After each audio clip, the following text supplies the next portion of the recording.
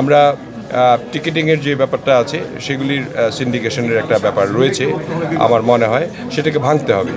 এবং আমার মনে হয় যে এটার অনেক ক্ষেত্রে আমি শুনেছি যে আমাদের বিমান খালি যায়, টিকিট পায় না, অনেকেই টিকিট পাচ্ছে না, অথচ বিমান যাচ্ছে খালি। তো সেগুলির সিন্ডিকেট রয়েছে, সেগুলি ভাঙার জন্য যে যে পরিকল্পনা দরকার, আমরা আজকে তো কেবল আসলাম, আমরা পরিকল্পনা করছি, আমরা জানি কী কী প্রবলেমগুলি রয়েছে, সেগুলি নিয়ে আমরা একটা পরিকল্পনা তৈরি করেছি।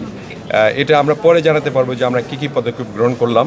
খুব শিগগিরই আপনারা রেডিক্যাল চেঞ্জ তো হবে না, মানে স্লোলি চেঞ্জ হবে, তবুও আমরা চেষ্টা করব কিছুটা ভাইব দেওয়ার জন্য যে অ্যাটলিস্ট একটা গণতান্ত্রিক সরকার আসার পরে একটু চেঞ্জ হয়েছে, এই ভাইবটা আমরা খুব সম্ভবত আপনাদের 1 সপ্তাহ 2 সপ্তাহের মধ্যে দিতে পারবো। এর আগে যে দুর্নীতিগুলি হয়েছে গত 15 বছর, এগুলি দুর্নীতি যদি সেগুলি আপনি দেখেন তাহলে সেগুলি কি তদন্ত করবেন কিনা? ডেফিনেটলি দুর্নীতি হলে তো তদন্ত হবেই, দুর্নীতির দায়ে অনেকেই জেলেও আছে, আবার এখনও দুর্নীতিমুক্ত হয়নি, এবং সেগুলি ঠিক করার জন্য তো আমাদের চেষ্টা চলবে।